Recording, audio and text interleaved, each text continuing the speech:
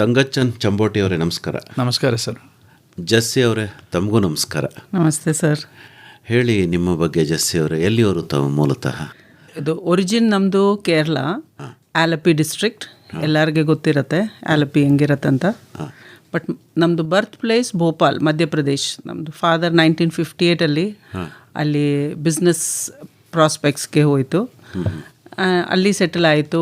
ನಾವು ಎಜುಕೇಷನ್ ಎಲ್ಲ ಅಲ್ಲಿ ಮಾಡಿದೆ ಭೋಪಾಲಲ್ಲಿ. ಆವಾಗ 2002 ನಮ್ಮದು ಹಸ್ಬೆಂಡ್ ತಂಗಚನ್ ಚೆಂಪುಡಿ ಅವ್ರದ್ದು ಟ್ರಾನ್ಸ್ಫರ್, ಏರ್ಟೆಲಲ್ಲಿ ಅವ್ರು ಕೆಲಸ ಮಾಡ್ತಾಯಿದ್ದೆ, ಅವ್ರ ಟ್ರಾನ್ಸ್ಫರ್ ಆಯಿತು. ಆ ಕಾರಣಕ್ಕೆ ಮೈಸೂರಲ್ಲಿ ಬಂತು. ಫ್ರಮ್ ದೆನ್ ಆನ್ ಮೈಸೂರಲ್ಲಿ ಸೆಟಲ್ ಇತ್ತು. 2008 ಪುನಃ ಅವ್ರದ್ದು ಟ್ರಾನ್ಸ್ಫರ್ ಆಯಿತು ಬ್ಯಾಂಗ್ಳೂರು. ಆವಾಗ ಬ್ಯಾಂಗ್ಳೂರು ಹೋಯಿತು. ದೆನ್ 21 ತಿರ್ಗಾ ಅವ್ರದ್ದು ರಿಟೈರ್ಮೆಂಟ್ ಆಗುವಾಗ ತಿರ್ಗಾ ಮೈಸೂರು ಬಂತು. ನಿಮಗೆ ವ್ಯವಸಾಯದ ಹಿನ್ನೆಲೆ ಅಂದರೆ ನಿಮ್ಮ ತಂದೆ ತಾಯಿಗೆ ಜಮೀನು ಏನಾದ್ರು ಇತ್ತಾ? ಅವ್ರದ್ದು ಜಮೀನು ಯಾವುದು ಇದೆ ಅಂದರೆ ಅದೆಲ್ಲ ಸೇಲ್ ಮಾಡಿದ್ವು.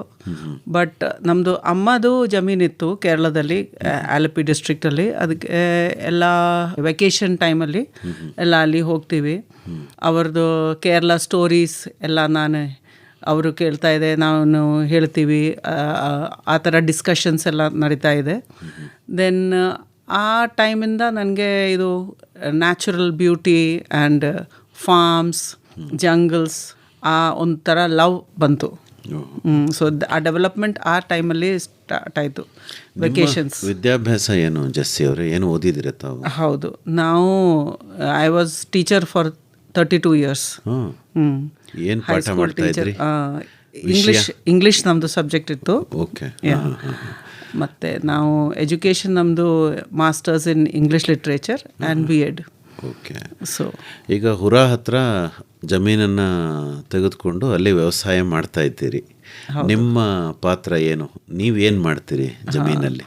ಜಮೀನಲ್ಲಿ ಬಿಸ್ನೆಸ್ ಸ್ಟಾರ್ಟ್ ಮುಂಚೆ ನಾವು ಏನೇನು ಹಣ್ಣು ಮರಗಳೆಲ್ಲ ಇತ್ತೆ ಅದೆಲ್ಲ ನನಗೆ ತುಂಬ ಇಷ್ಟ. ಮರಗಳು, ಫ್ರೂಟ್ ಕಲೆಕ್ಟ್ಸ್ ಮಾಡೋದು ಎಲ್ಲ ನನಗೆ ತುಂಬ ಇಷ್ಟ. ಅದಕ್ಕೆ ಯಾವುದು ವೇಸ್ಟ್ ಆಗಬಾರ್ದು, ಅದೇ ನಮಗೆ ಮೇನ್ ಆಗಿ ನಮ್ಮದು ಒಂದು like desire. Nothing should be wasted. ನಮ್ಮದು ಅಕ್ಕಪಕ್ಕ ಇರೋದು ಪ್ರಾಣಿಗಳು ಅದು ತಿನ್ಬೋದು, ಬರ್ಡ್ಸ್, ಹಕ್ಕಿಗಳು, ಮತ್ತು ಬೇರೆ ಆ್ಯನಿಮಲ್ಸ್, ಸ್ಕ್ವಿರಲ್ ಎಲ್ಲ ಅದೆಲ್ಲ ತಿನ್ಬೋದು, ಮತ್ತು ನಾವು ತಿನ್ಬೋದು. ಅವ್ರ ಜೊತೆ ಶೇರ್ ಮಾಡಬೇಕು, ಆ ಥರ ಒಂದು ಫೀಲಿಂಗ್ ಇತ್ತು. ಇನ್ ಸ್ಪೈಟ್ ಆಫ್ ದ್ಯಾಟ್ ಸುಮಾರು ಹಣ್ಣುಗಳು ಇರುತ್ತೆ. ಮೀನ್ಸ್ ಅದು ಹಣ್ಣಾಗಿ ತಿನ್ನೋಕ್ಕಾಗಲ್ಲ, ಜಾಸ್ತಿ ಆಗಿಬಿಡತ್ತೆ. ಅದಕ್ಕೆ ಏನು ಮಾಡೋಣ, ಅದು ವೇಸ್ಟ್ ಆಗೋಕ್ಕೆ ನಮಗೆ ತುಂಬ ದುಃಖ. ಅದಕ್ಕೆ ಆ ಟೈಮಿಂದ ವ್ಯಾಲ್ಯೂ ಎಡಿಷನ್. ಆವಾಗ ವ್ಯಾಲ್ಯೂ ಎಡಿಷನ್ ಒಂದು ಹೊಸ ಟರ್ಮ್.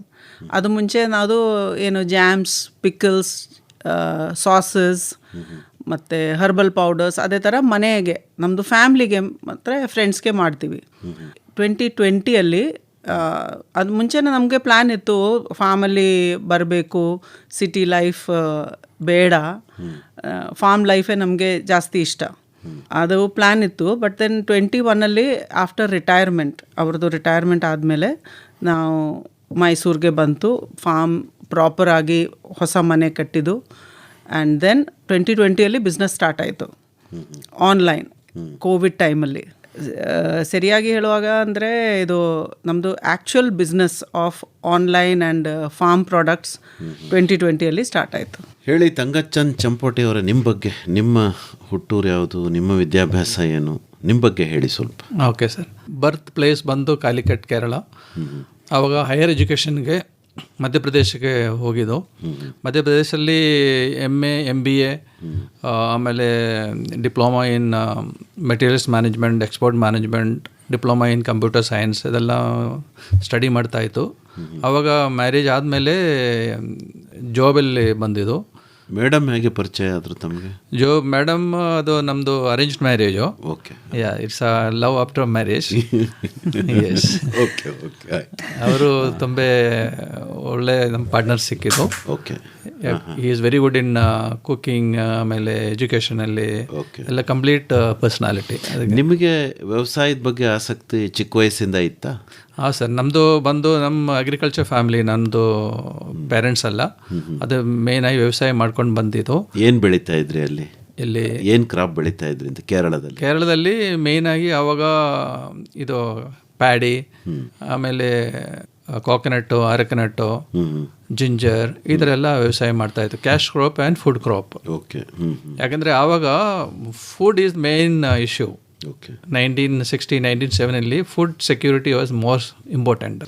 ಫುಡ್ ಇದ್ದರೆ ಚೆನ್ನಾಗಿದೆ ಅಂದ್ಬಿಟ್ಟು ಎಲ್ಲರೂ ಹಂಗೆ. ಹಾಗಾಗಿ ನಿಮಗೆ ಎಲ್ಲೇ ಹೋದರೂ ಜಮೀನು ತಗೊಳ್ಳೋದು ಮತ್ತು ವ್ಯವಸಾಯದಲ್ಲಿ ತೊಡಗಿಸ್ಕೊಳ್ಳೋಕೆ ಆಸಕ್ತಿ. ಹೌದು ಹೌದು ಅಲ್ವಾ? ಹೌದು ಸರ್. ಓಕೆ. ಈಗ ನೀವು ನಂಜನಗೂಡು ತಾಲೂಕು ಹತ್ರ ಜಮೀನು ತಗೊಂಡ್ರಲ್ಲ, ಹೌದು. ಅದಕ್ಕಿಂತ ಮುಂಚೆ ಬೇರೆ ಕಡೆ ಎಲ್ಲಾದರೂ ಜಮೀನು ಖರೀದಿ ಮಾಡಿದ್ರೆ ವ್ಯವಸಾಯ ಮಾಡೋದಕ್ಕೆ? ಹೌದು, ನಾನು ಭೋಪಾಲ್ ಹೋಗುವಾಗ the first thing I did was buy agriculture land there, ಮಧ್ಯಪ್ರದೇಶಲ್ಲಿ. ಏನೋ ಒಂದು ಪೋಲ್ಟ್ರಿ ಫಾರ್ಮ್ ಸ್ಟಾರ್ಟ್ ಮಾಡೋಣ ಅಂದ್ಬಿಟ್ಟು, ಬಟ್ ಅದು ಮಾಡೋಕ್ಕಾಗಿಲ್ಲ. ಆಮೇಲೆ ಜಾಬ್ ಕಂಟಿನ್ಯೂ ಇತ್ತು. ಆವಾಗ ಮೈಸೂರು ಬಂದುವಾಗ ಮೈಸೂರು ತುಂಬ ಇಷ್ಟಪಟ್ಟು ಜಾಗ, ಒಳ್ಳೆ ಜಾಗ ಇದು. People are also very nice. ಅದಕ್ಕೆ ಮೈಸೂರು ಬಂದು ನಾನು ಒಂದೊಂದು ಜಾಗದಲ್ಲಿ 4-5 ಜಾಗದಲ್ಲಿ 3 ಎಕರೆ 4 ಎಕರೆ ಆ ಥರ ಜಮೀನು ತೊಗೊಂಡಿದ್ದು. ಆವಾಗ ನಮ್ಮದು ಜಾಬಲ್ಲಿ ಏನೇನು ಇನ್ವೆಸ್ಟ್ಮೆಂಟ್ ಸೇವಿಂಗ್ಸ್ ಬಂದು ಅದೆಲ್ಲ ಇದರಲ್ಲಿ ಇನ್ವೆಸ್ಟ್ ಮಾಡಿದ್ದು. ಸ್ವಲ್ಪ ಒಂದು 5-6 ವರ್ಷ ಆದಮೇಲೆ ನನಗೆ ಈ ಪ್ರಾಪರ್ಟಿ ಹೊರದಲ್ಲಿ ಒಂದು 22 ಎಕರೆ ಒಂದು ಪ್ಲಾಟ್ ಸಿಕ್ಕಿದ್ದು. ಅದು ನಾನು ತಗೊಂಡು ಅದು ಡೆವಲಪ್ಮೆಂಟ್ ಮಾಡ್ಕೊಂಡು ಬರ್ತಾ ಇದ್ದೆ. ಒಟ್ಟು ಈಗ ನಿಮ್ಮದು ಹುರದಲ್ಲಿ 22 ಎಕರೆ ಜಮೀನಿದೆ. ಹೌದು ಸರ್. ಏನೇನು ಬೆಳೆ ಹಾಕಿದಿರಿ ಅದರಲ್ಲಿ?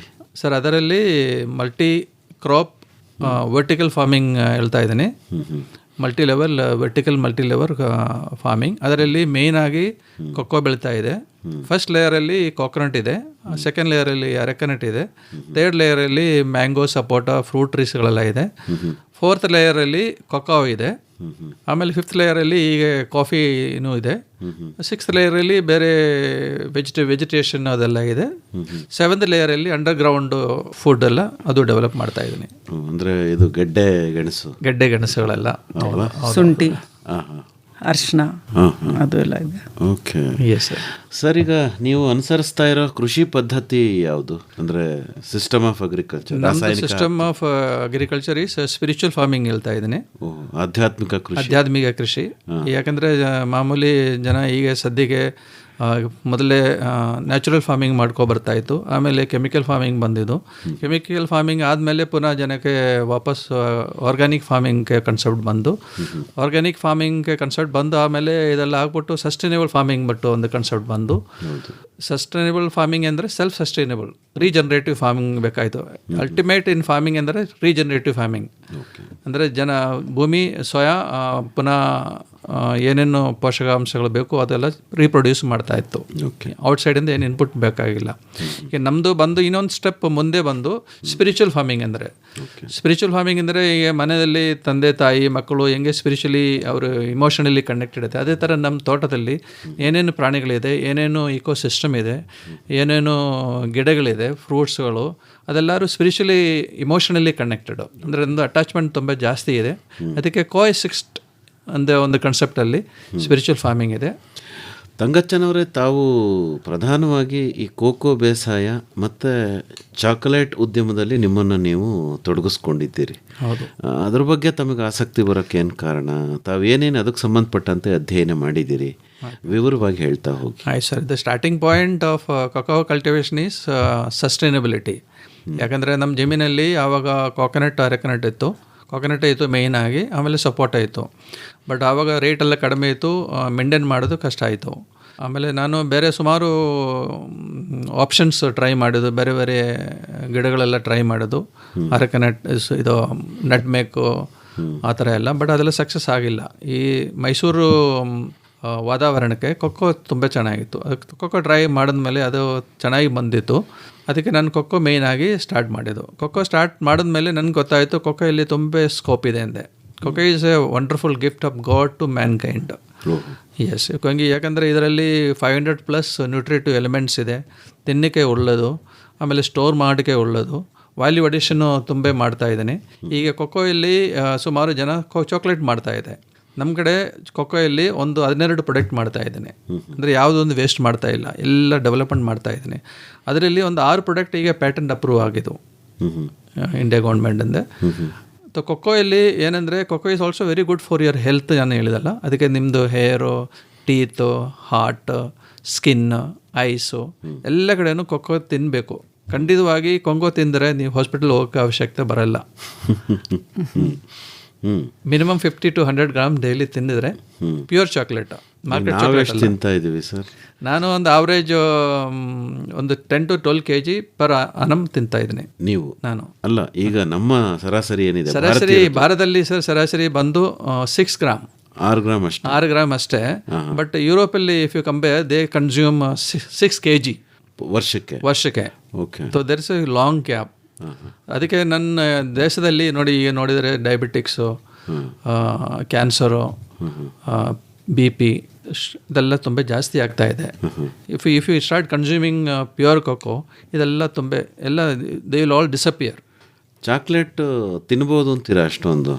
ಚಾಕ್ಲೇಟ್ ಸರ್, ಮಾರ್ಕೆಟ್ ಚಾಕ್ಲೇಟ್ ಎಲ್ಲರೂ ಮೊದಲೇ ಚಿಕ್ಕ ವಯಸ್ಸಲ್ಲಿ ಹೇಳ್ತಾರೆ ಚಾಕ್ಲೇಟ್ ತಿನ್ನಬಾರ್ದು, it's not good for health ಅಂತ ಹೇಳ್ತಾರೆ. ಅದು ಕರೆಕ್ಟ್. ಮಾರ್ಕೆಟ್ ಚಾಕ್ಲೇಟ್ ತಿಂದರೆ ತುಂಬ ಕಷ್ಟ.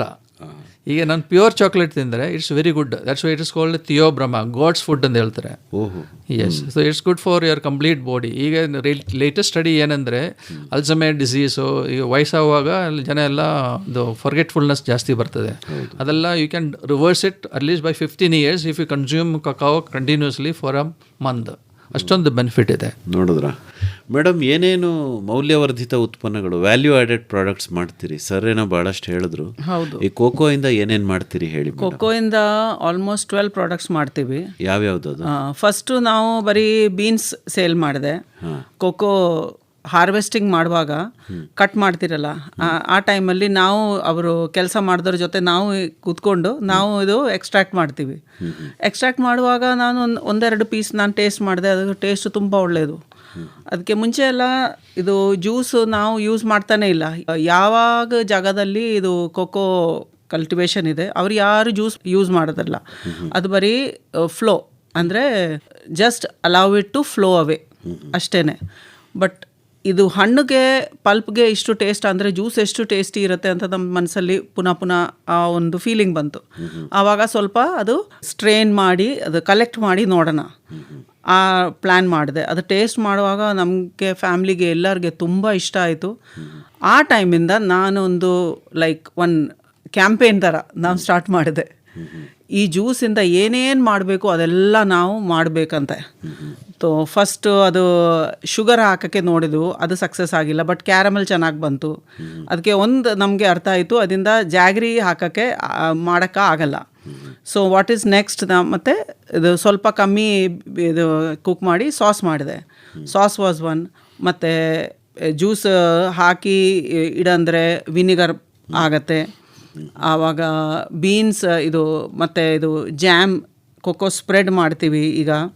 Then peanut butter spread, peanut ಜೊತೆ ಕಡಲೆ ಬೀಜ ಜೊತೆ ಅದು ಸ್ಪ್ರೆಡ್ ಮಾಡ್ತೀವಿ.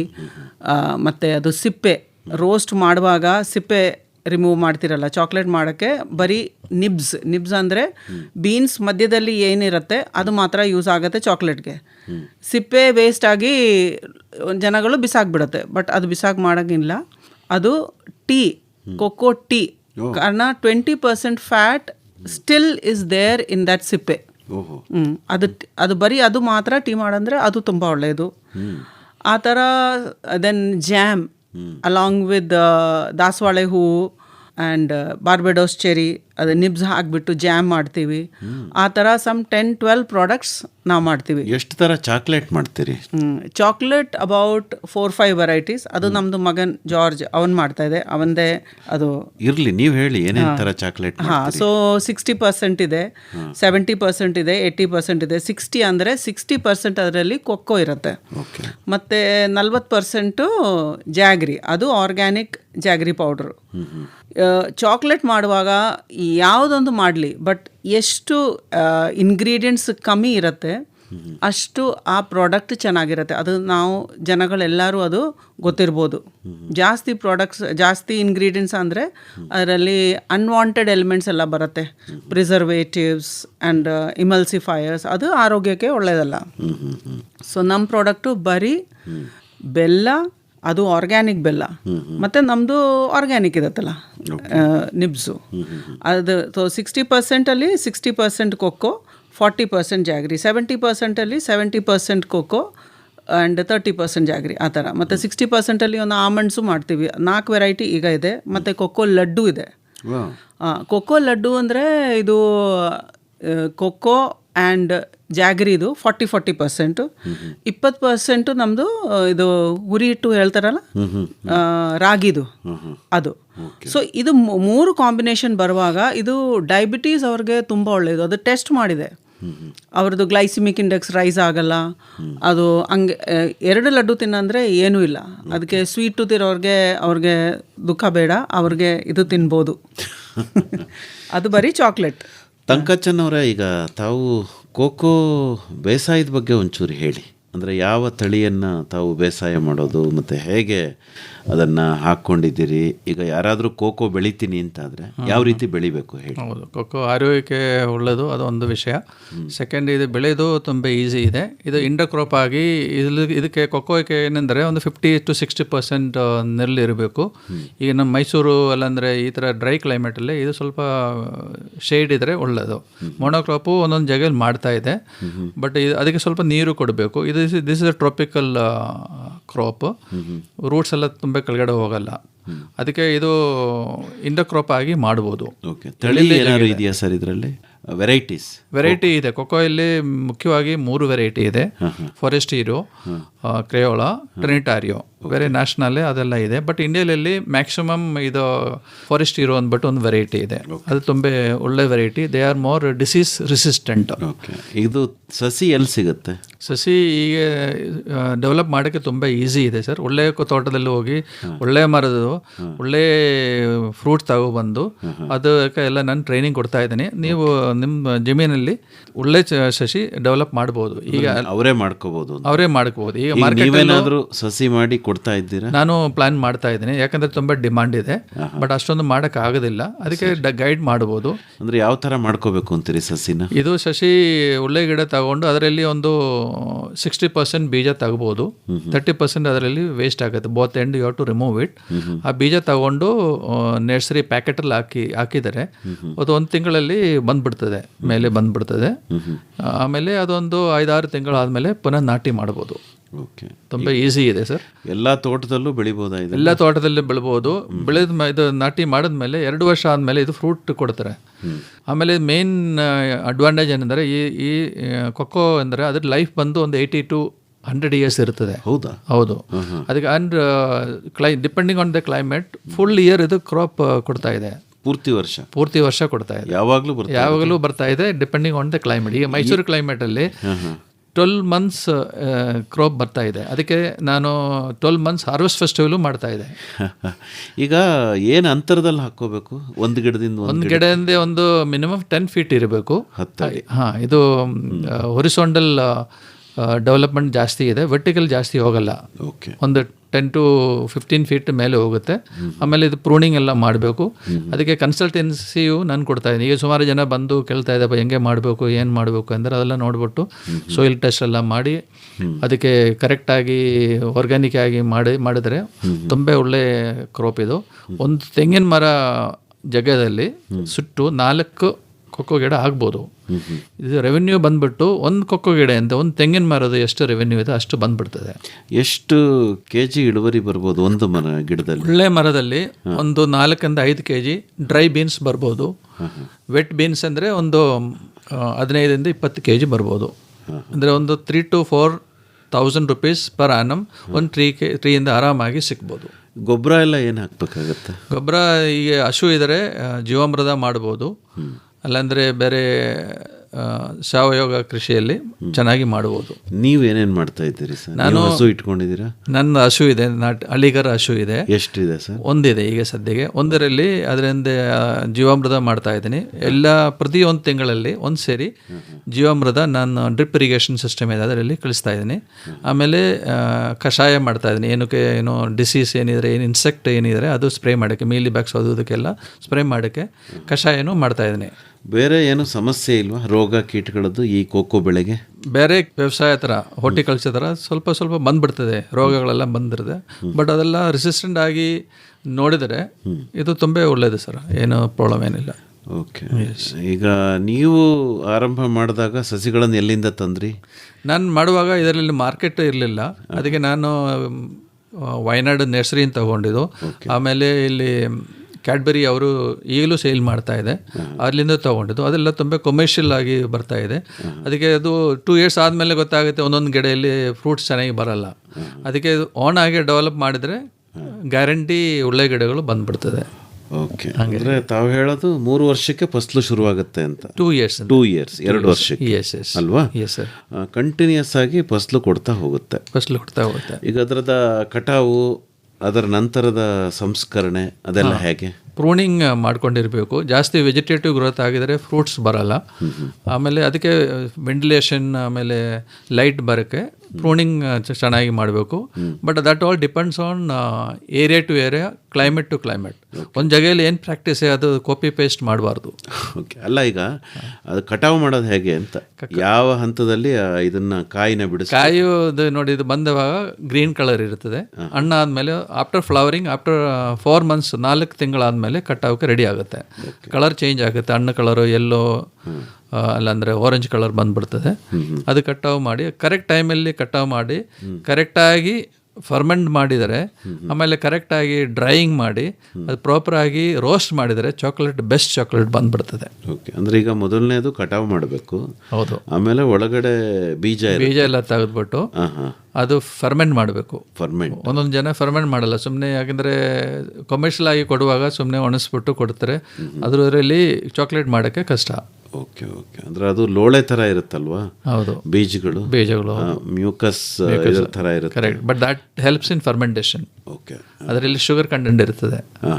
ಹಂಗಾಗಿ ಫರ್ಮೆಂಟೇಷನ್ ಅಂದರೆ ಏನು ಮಾಡಬೇಕಾಗತ್ತೆ? ಫರ್ಮೆಂಟೇಷನ್ ಈಗ ಡಿಫ್ರೆಂಟ್ ಮೆಥಡ್ಸ್ ಆಫ್ ಫರ್ಮೆಂಟೇಷನ್ ಇದೆ. ಹೀಪ್ ಮೆಥಡ್, ಆಮೇಲೆ ಬ್ಯಾಗ್ ಮೆಥಡ್, ಬಾಕ್ಸ್ ಮೆಥಡ್. ಈಗ ನಾನು ಮಾಡೋದು ಬೆಸ್ಟ್ ವೇ ಅಂದರೆ ಬಾಕ್ಸ್ ಮೆಥಡ್. ಬಾಕ್ಸ್ ಮೆಥಡಲ್ಲಿ ಫರ್ಮೆಂಟ್ ಮಾಡುವಾಗ ತುಂಬ ಪ್ಯಾರಾಮೀಟರ್ಸ್ ಮಾನಿಟರ್ ಮಾಡಬೇಕು.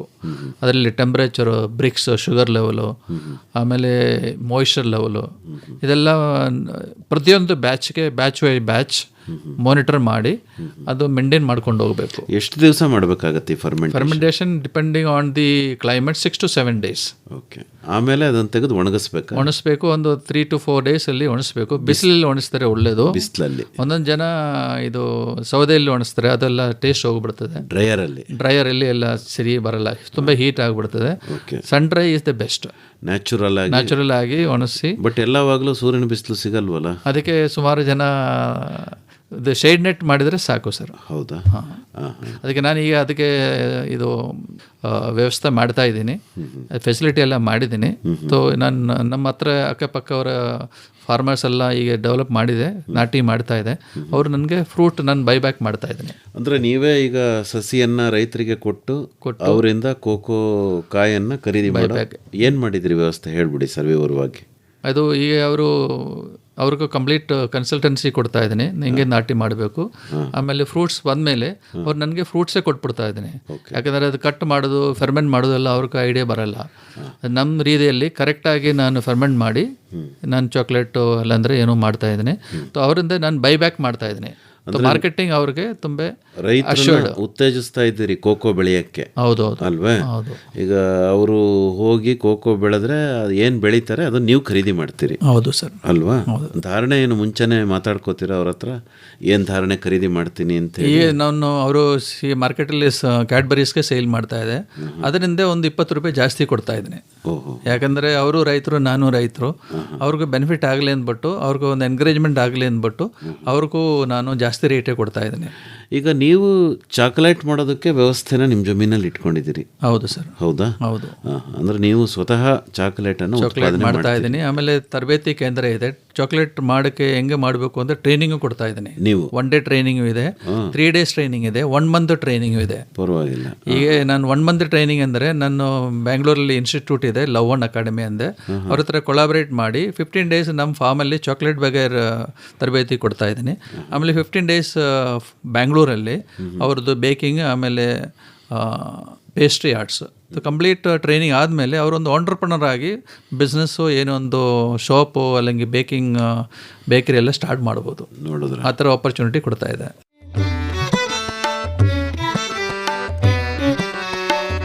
ಕೃಷಿ ನಿರಂತರ, ಹಾಗೆ ಕಲಿಕೆಯೂ ನಿರಂತರ. ಕೃಷಿಗೆಲ್ಲಿದೆ ಅಂತ್ಯ, ಆರಂಭವೇ ನಿತ್ಯ. ಹೊಸ ಪೀಳಿಗೆ ಯುವ ಶಕ್ತಿಗೆ ಮುನ್ನಡೆಯಲು ಬೇಕು. ಆತ್ಮೀಯರೇ, ಕೃಷಿ ಸಂಶೋಧನಾ ಸಂಸ್ಥೆಯೊಂದಿಗೆ ಬೇಸಾಯ ಕಲಿಯುವ ಆಸಕ್ತಿ ನಿಮಗಿದೆಯೇ? ನವೀನ ತಾಂತ್ರಿಕತೆಗಳನ್ನು ಜಮೀನಿನಲ್ಲಿ ಅಳವಡಿಸುವ ಆಸೆಯೂ ಇದೆಯೇ?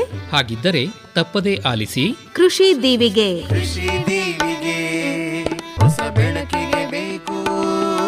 ಕೃಷಿ ದೀವಿಗೆ ಮೈಸೂರು ಬಾನುಲಿಯಲ್ಲಿ ಪ್ರತಿ ಸೋಮವಾರ ಸಂಜೆ 6:50 ಕೃಷಿ ರಂಗದಲ್ಲಿ ಸಂಶೋಧನಾ ಸಂಸ್ಥೆಯೊಂದಿಗೆ ಕೃಷಿ ಕಲಿಕೆ ಕುರಿತ ಬಾನುಲಿ ಸರಣಿ ಕೃಷಿ ದೀವಿಗೆ. ಕೃಷಿ ದೀವಿಗೆ ಹೊಸ ಬೆಳಕಿಗೆ ಬೇಕು. ಕೃಷಿ ದೀವಿಗೆ. ಮೇಡಮ್ ಜಸ್ಸಿ ಅವರೇ, ಈಗ ಚಾಕೊಲೇಟ್ದು ಹೇಳಿದ್ರಿ ಒಂದು 12 ಬಗೆ. ಅದನ್ನು ಬಿಟ್ಟು ಬೇರೆ ಬೇರೆ ಇನ್ನೂ ಏನಾದರೂ ಮೌಲ್ಯವರ್ಧಿತ ಉತ್ಪನ್ನಗಳನ್ನು ತಾವು ತಯಾರು ಮಾಡ್ತಿದ್ದೀರಾ? ಹೌದು ಹೌದು. ಏನೇನು ಮಾಡ್ತೀರಿ? ಸುಮಾರು ಫ್ರೂಟ್ಸ್ ಇದೆ. ಸೊ ಯಾವ್ದು ಫ್ರೂಟ್ಸ್ ಇದೆ ಅದು ಎಲ್ಲ ಒಂದೊಂದು ರೀತಿಯಲ್ಲಿ ನಾವು ಅದು ಪ್ರಿಸರ್ವ್ ಮಾಡ್ತೀವಿ. ಸೊ ನಮ್ಮ ತೋಟದಲ್ಲಿ ಇದು ಬಾರ್ಬೆಡೋಸ್ ಚೆರಿ ಅಂತ ಒಂಥರ ಚೆರಿ ಇದೆ. ಅದರಿಂದ ಒಂದು ಮೀಡ್ ಅಂದರೆ ಇದು ಫ್ರೂಟ್ಸ್ ಜ್ಯೂಸ್ ನಾವು ಫರ್ಮೆಂಟ್ ಮಾಡ್ತಾರಲ್ಲ, ಫ್ರೂಟ್ ವೈನ್ ಥರ. ಅದಕ್ಕೆ ಹನಿ ಹಾಕಂದ್ರೆ ಅದು ಹೆಲ್ತ್ ಬೆನಿಫಿಟ್ಸ್ ತುಂಬ ಬಂದ್ಬಿಡುತ್ತೆ. ಸೊ ಅದೊಂದು ಪ್ರಾಡಕ್ಟ್ ಬಾರ್ಬೆಡೋಸ್ ಚೆರಿಯಿಂದ. ಮತ್ತು ಬೇರೆ ಒಂದು ರಾಯಲ್ ಚೆರಿ ಪಿಕ್ಕಲ್, ಒಂದು ಉಪ್ಪಿನಕಾಯಿ ಮಾಡ್ತೀವಿ. ಅದರಲ್ಲಿ ಡ್ರೈ ಫ್ರೂಟ್ಸು ಎಲ್ಲ ಹಾಕಿಬಿಟ್ಟು, ನಾರ್ತ್ ಇಂಡಿಯನ್ ಮಸಾಲ ಎಲ್ಲ ಹಾಕಿಬಿಟ್ಟು ಅದು ರಾಯಲ್ ಚೆರಿ ಪಿಕ್ಕಲ್. ಮತ್ತು ಇನ್ನೊಂದು ಜ್ಯಾಮ್, ಬಾರ್ಬೆಡೋಸ್ ಚೆರಿ ಜ್ಯಾಮ್. ಆ ಜ್ಯಾಮಲ್ಲಿ ದಾಸವಾಳೆ ಹೂವು, ಬಾರ್ಬೆಡೋಸ್ ಚೆರಿದು ಪಲ್ಪು ಮತ್ತು ಇದು ಕೊಕ್ಕೋದು ನಿಬ್ಸು, ಸಕ್ಕರೆ ಎಲ್ಲ ಹಾಕಿಬಿಟ್ಟು ಆ ಥರ ಇದೆಲ್ಲ ಇದು ಒಲೆಯಲ್ಲಿ ಮೀನ್ಸ್ ಫೈರ್ವುಡಲ್ಲಿ ಅದು ಕುಕ್ಕಿಂಗ್ ಮಾಡ್ತೀವಿ. ಅದು ಟೇಸ್ಟ್ ಒಳ್ಳೆಯದು. ಮತ್ತು ಇನ್ನೊಂದು ವಿನಿಗರ್, ಇದು ಬರೀ ಒಂದೇ ಫ್ರೂಟು, ಒಂದೇ ಫ್ರೂಟಿಂದ ಇಷ್ಟು. ಆವಾಗ ಪ್ಯಾಷನ್ ಫ್ರೂಟ್ ಇರುತ್ತೆ, ಮತ್ತು ಇದು ಸವರ್ ಸೋಪ್ ಅಂದರೆ ಲಕ್ಷ್ಮಣ್ ಫಲ. ಲಕ್ಷ್ಮಣ್ ಫಲ is also called as cancer fruit. ಅದರಿಂದ ಒಂದು ಸವರ್ ಸಾಪ್ ಮೀಡ್, ಸೇಮ್ ಫ್ರೂಟ್ ವೈನ್ ಥರ ಅದು ಮಾಡ್ತೀವಿ. ಅದು ಹನಿ ಜೊತೆ, ಆ್ಯಂಡ್ ಅದು ತುಂಬ ಹೆಲ್ತ್ ಬೆನಿಫಿಟ್ಸ್ ಇದೆ. ಮತ್ತು ಪ್ಯಾಷನ್ ಫ್ರೂಟ್ ಇದೆ, ದಾಸವಾಳೆ ಹೂದು ಮೀಡ್ ಮಾಡ್ತೀವಿ. ಹಂಗೆ ಮತ್ತು ಜಾಯಿಕಾಯಿದು ಹಣ್ಣು, ಜಾಯಿಕಾಯಿದು ಮತ್ತು ಅದು ಕಾಯಿ ಮತ್ತು ಇದು ಸಿಪ್ಪೆ, ಅದು ಒಂದೊಂದು ಮಸಾಲೆಗೆ ಯೂಸ್ ಮಾಡ್ತಾರಲ್ಲ, ಅದು ಹಣ್ಣು ವೇಸ್ಟ್ ಆಗಿಬಿಡುತ್ತೆ, ಯಾರೂ ಯೂಸ್ ಮಾಡಲ್ಲ. ಬಟ್ ಹಣ್ಣದಲ್ಲಿ ತುಂಬ ಹೆಲ್ತ್ ಪ್ರಾಪರ್ಟೀಸ್ ಇದೆ, ಟೇಸ್ಟು ಒಳ್ಳೇದಿರುತ್ತೆ. ಅದರಿಂದ ನಟ್ಮೆಗ್ ಅರಿಷ್ಟಮ್ ಇಲ್ಲಾಂದರೆ ನಟ್ಮೆಗ್ ಮೀಡ್ ಅದು ಮಾಡ್ತೀವಿ. ಮತ್ತು ಜಿಂಜರ್ ಮೀಡ್ ಮಾಡ್ತೀವಿ.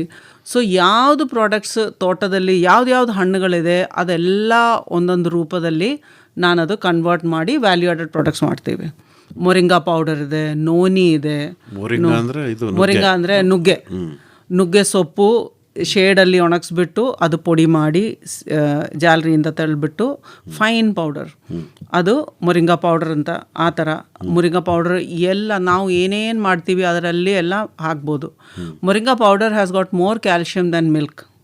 ಸೊ ಡೈಲಿ ಕನ್ಸಂಪ್ಷನ್ ಮಾಡೋ ಅಂದರೆ ನಮ್ಮದು ಬಾಡಿದು ಕ್ಯಾಲ್ಶಿಯಮ್ ಯು ಕ್ಯಾನ್ ಸಪ್ಲಿಮೆಂಟ್ ಆ ಥರ.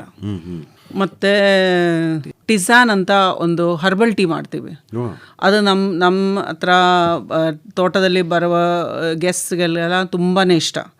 ಟಿಸಾನ್ ಅಂದರೆ ಹರ್ಬ್ಸ್, ಮೆಡಿಸಿನಲ್ ಲೀವ್ಸ್ ಯೂಸ್ ಮಾಡಿ 9 ಲೀವ್ಸ್ ಇರುತ್ತೆ, ಒಂದು ದಾಸವಾಳೆ ಹೂ, ಇದೆಲ್ಲ ಶೇಡಲ್ಲಿ ಡ್ರೈ ಮಾಡಿ ಮಿಕ್ಸ್ ಮಾಡಿ ಅದೊಂಥರ ಒಂದು ಪ್ಯಾಕೇಜ್, ಅದು ಟಿಸಾನ್ ಅಂತ ಹೇಳ್ತಾ ಇದೆ. ಆ ಟೀ ಮಾಡ್ಬೋದು. ಟೀ ಪುಡಿ ಏನೂ ಹಾಕಂಗಿಲ್ಲ. ಆ ಟೀ ಕುಡಿ ಅಂದರೆ ನಿಮಗೆ ಯಾವುದು ಕಾಯಿಲೆಗಳು ಬರಲ್ಲ, ಹೆಲ್ದಿಯಾಗಿ ಇರ್ಬೋದು. ಮತ್ತು ಸಿಂಪಲಾಗಿ ಎಕ್ಸಸೈಸ್ ಮಾಡಿಬಿಟ್ಟು ಸ್ವಲ್ಪ ಹೆಲ್ದಿ ಫುಡ್ ಮಾಡಿ ಇದು ಅಂದರೆ no heart condition, no BP ಏನೂ ಇಲ್ಲ. ಎಲ್ಲ ನೀವು ಹ್ಯಾಕೆ ಕಲ್ತ್ಕೊಂಡ್ರಿ ಜಸ್ಸಿ ಅವರೇ ಇದನ್ನೆಲ್ಲ ಮಾಡೋದನ್ನ? ಎಲ್ಲರೂ ತರಬೇತಿ ತಗೊಂಡ್ರ ಅಥವಾ ಹಾಗೆ ಕಲ್ತದ್ದ ನೀವು? ಇಲ್ಲ ತರಬೇತಿ ಏನೂ ತಂದಿಲ್ಲ, ಇದು ಬರೀ passion. So I like to do lot of experiment with food. With fruits. Okay.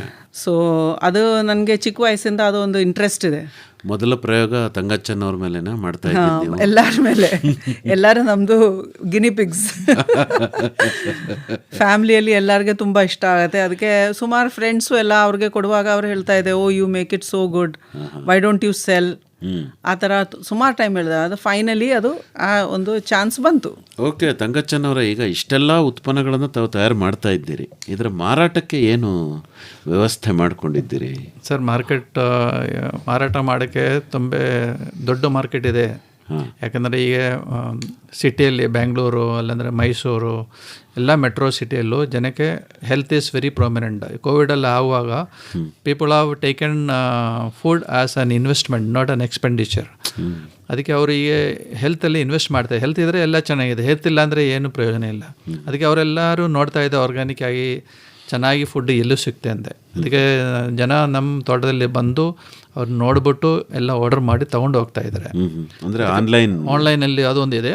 ಆಮೇಲೆ ಜನ ತೋಟದಕ್ಕೆ ಬಂದು ನಮ್ಮ ಸ್ಟೇ ಫೆಸಿಲಿಟಿ ಇದೆ, ಅಲ್ಲಿ ಬಂದು ಎಲ್ಲ ನೋಡಿಕೊಂಡು ತರಬೇತಿ ತಗೊಂಡು ಅವರು ಪ್ರಾಡಕ್ಟು ಕಂಟಿನ್ಯೂಸ್ ಆಗಿ ಆರ್ಡರ್ ಮಾಡ್ತಾ ಇದ್ದಾರೆ. ಅದೇನೋ ಹಾರ್ವೆಸ್ಟ್ ಫೆಸ್ಟಿವಲ್ ಅಂದರೆ ಏನು ಹಾಗಂದ್ರೆ? ಅದೇ ಪ್ರತಿಯೊಂದು ತಿಂಗಳಲ್ಲಿ ಲಾಸ್ಟ್ ಸ್ಯಾಟರ್ಡೆ ನಮ್ಮ ತೋಟದಲ್ಲಿ ಹಾರ್ವೆಸ್ಟ್ ಫೆಸ್ಟಿವಲ್ ಇರ್ತದೆ, ಕಕಾವ್ ಹಾರ್ವೆಸ್ಟ್ ಫೆಸ್ಟಿವಲ್. ಆ ಹಾರ್ವೆಸ್ಟ್ ಫೆಸ್ಟಿವಲಲ್ಲಿ ಮಾರ್ನಿಂಗ್ 11 o'clock ಬಂದರೆ ಸಾಯಂಕಾಲ 5 ಗಂಟೆವರೆಗೆ ಅವರು ತುಂಬ ಬಿಸಿಯಾಗಿ ಪ್ರೋಗ್ರಾಮ್ ಇದೆ ನಮ್ಮದು.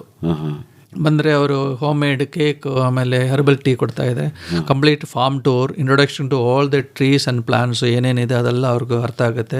ಈಗ ಹರ್ಬ್ಸ್ ಇದೆ ಸುಮಾರು, ಮೆಡಿಸಿನಲ್ ಹರ್ಬ್ಸ್, ಅದೆಲ್ಲ ಅವ್ರಿಗೂ ತುಂಬ ಎಕ್ಸೈಟ್ಮೆಂಟ್ ಬಂದುಬಿಡ್ತದೆ. ಆಮೇಲೆ ಮಕ್ಕಳಿಗೆ ಆಡೋಕ್ಕೆ ಎಂಟರ್ಟೈನ್ಮೆಂಟ್ ಅದು ಪ್ರೋಗ್ರಾಮ್ ಇದೆ. ಆಮೇಲೆ ನಮ್ಮ ಫಾರ್ಮ್ ಮಧ್ಯಾಹ್ನ ಊಟ, ಎಲೆ ಊಟ ಕೊಡ್ತಾ ಇದ್ದೀನಿ. ಫಾರ್ಮಲ್ಲಿ ಏನೇನಿದೆ ಅದರಿಂದ ಪ್ರಿಪೇರ್ ಮಾಡಿ. ನಮ್ಮ ಫಾರ್ಮಲ್ಲಿ ಈಗ ವೈಲ್ಡ್ ವೆರೈಟಿನೇ ಒಂದು 7-8 ವೆರೈಟಿ ಇದಿದೆ, ಲೀವ್ಸ್ ಸೊಪ್ಪುಗಳಿದೆ. ಆಮೇಲೆ ಸುಂಡೆಕಾಯಿ ಥರ ಅದೇ ಥರ ವೆಜಿಟೇಬಲ್ಸ್ ಸುಮಾರು ಇದೆ. 90% ನಮ್ಮದು ಫುಡ್ ಎಲ್ಲ ನಮ್ಮ ಫಾರ್ಮಿಂದೇ ಬರೋದು, ಹೋಮ್ ಮೇಡ್ ಮಾಡೋದೆಲ್ಲ ಮೇಡಮ್ಮೇನಾ? ಜಸ್ಸಿ ಅವರು.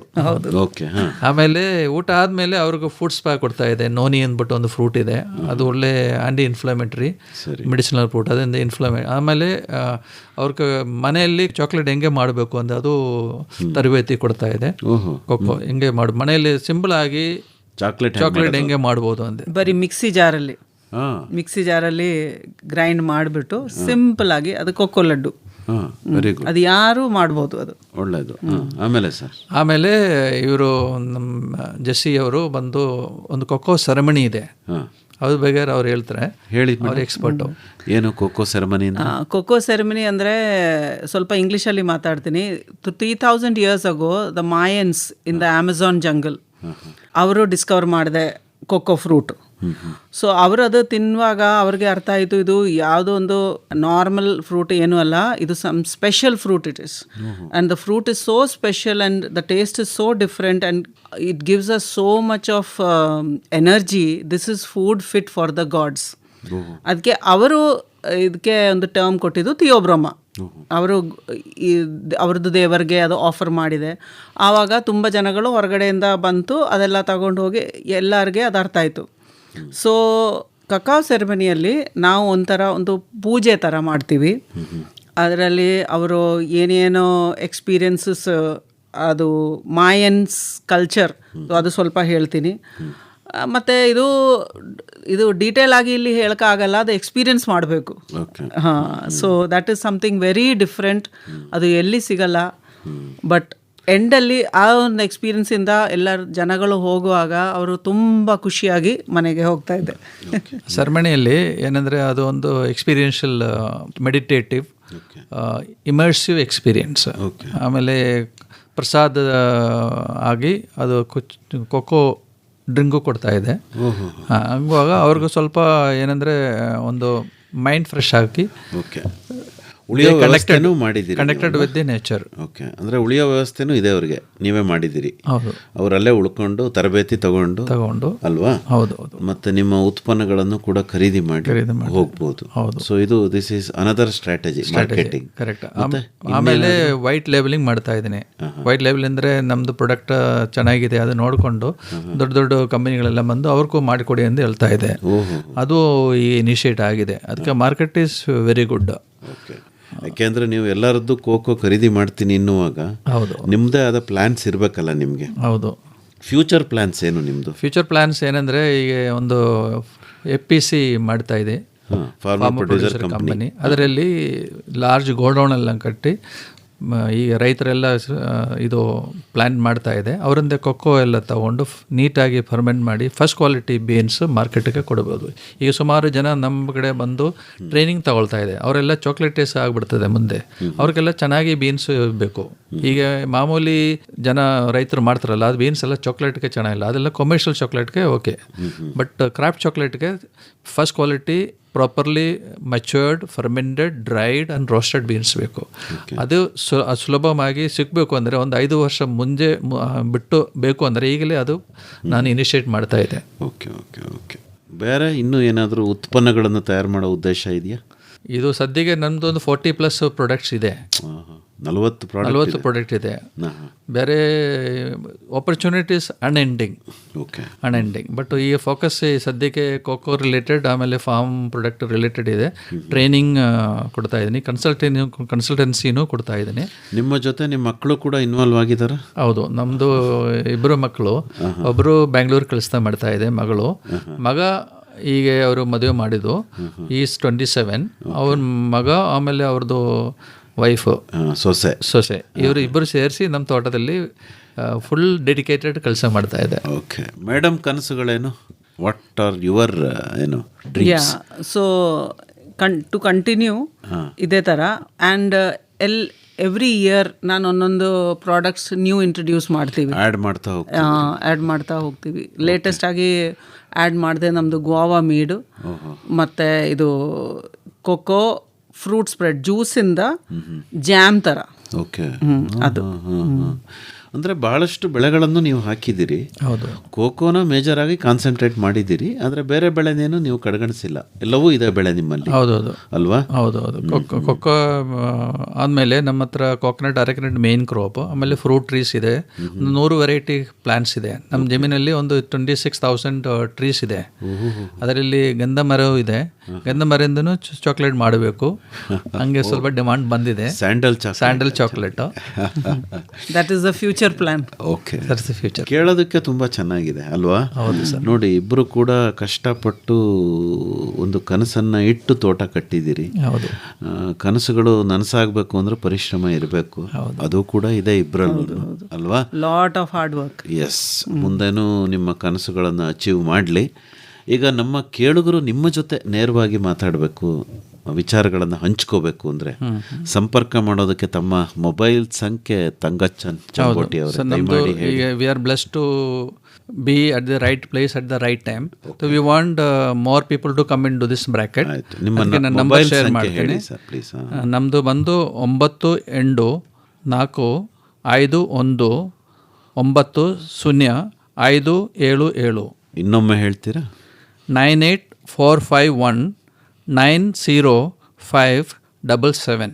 ಕನ್ನಡದಲ್ಲೇ ಇನ್ನೊಂದು ಸರಿ ಹೇಳ್ಬಿಡಿ. 9845190577. ಮೇಡಮ್, ಜಸ್ಸಿ ಅವರ ಮೊಬೈಲ್ ಸಂಖ್ಯೆ ಹೇಳ್ಬೋದಾ? ಓಕೆ, 9844155545. ಇನ್ನೊಂದು ಸರಿ. 9845315545. ಕನ್ನಡದಲ್ಲೇ ಇನ್ನೊಂದು ಸರಿ ಹೇಳಿ.